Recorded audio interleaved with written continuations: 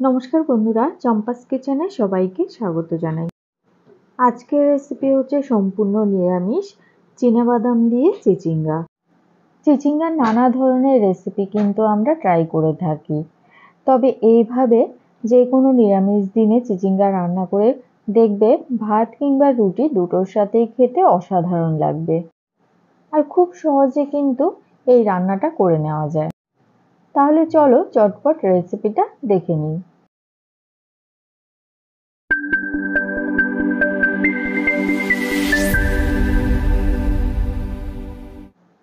প্রথমে গ্যাস জ্বালিয়ে একটা কড়াই গরমে বসিয়ে দিচ্ছি।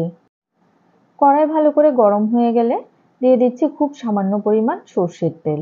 এখানে 2 টেবিল স্পুনের মতো সর্ষের তেল দিলাম। গরম তেলে দিচ্ছি একটা ফাটিয়ে নেওয়া শুকনো লঙ্কা আর তেজপাতা।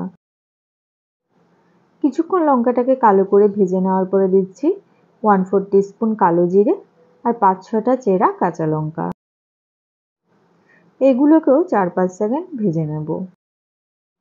আগে থেকে একটা বড় সাইজের আলুকে সরু সরু এবং লম্বা লম্বা করে কেটে ধুয়ে নিয়েছি, সেগুলো দিয়ে দিচ্ছি।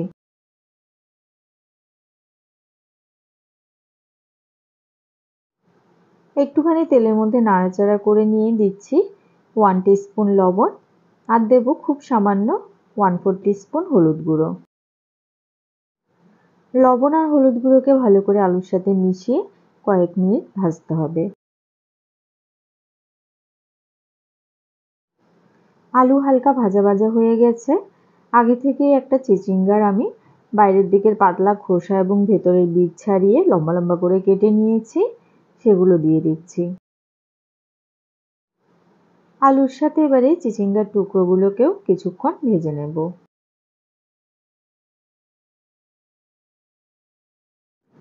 গ্যাসের আঁচটা একদম লোতে করে দিয়ে এবার এটাকে 4-5 মিনিটের জন্য ঢেকে দিচ্ছি।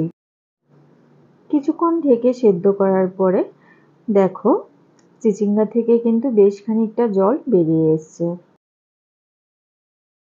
তবে সবজি কিন্তু এখনো ভালোভাবে সেদ্ধ হয়নি। একটুখানি নাড়াচাড়া করে দিয়ে আবার ওইটাকে ঢেকে দিচ্ছি। আরও কিছুক্ষণ ঢেকে সেদ্ধ করার পরে দেখো আলু আর চিচিঙ্গা খুব সুন্দর করে ভাজা হয়ে গেছে। 1/4 কাপ চিনেবাদামকে আগে থেকে শুকনো খোলায় ভেজে খোসা ছাড়িয়ে আমি মিক্সিং জারে বেটে নিয়েছি। এই বাটাটা এবারে দিয়ে দিচ্ছি। মিক্সিং জারটা ধুয়ে সামান্য জল দিলাম আর দিচ্ছি 1/2 টিস্পুন চিনি। নুন ঝাল মিষ্টি যে যার স্বাদ বুঝে ব্যবহার করবে।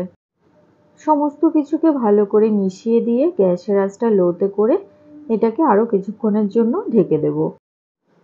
আমাদের চ্যানেল চম্পাস কিচেনের রেসিপিগুলো যদি তোমাদের ভালো লাগে তাহলে অবশ্যই চ্যানেলটাকে সাবস্ক্রাইব করে নেবে এবং পাশে থাকা বেল আইকনটাকে প্রেস করে দেবে।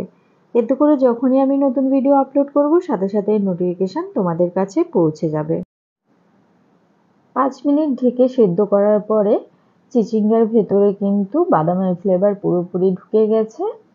সবার লাস্টে উপর থেকে 1 টিস্পুন কাঁচা সর্ষের তেল ছড়িয়ে দিলাম। চিনেবাদাম বাটা দিয়ে চিচিঙ্গা কিন্তু তৈরি হয়ে গেছে। গ্যাসের আঁচটা অফ করে দিয়ে এটাকে সার্ভ করে দিচ্ছি। আজকের রেসিপিটা কেমন লাগলো অবশ্যই কমেন্ট করে জানাবে। ভালো লাগলে লাইক করবে আর তোমার বন্ধুদের সাথে ভিডিওটাকে শেয়ার করতে কিন্তু একদম ভুলবে না। এতক্ষণ আমার পাশে থেকে ভিডিওটা দেখার জন্য অনেক অনেক ধন্যবাদ। ভালো থাকবে, সুস্থ থাকবে। পরের ভিডিওতে আবার দেখা হবে। বাই।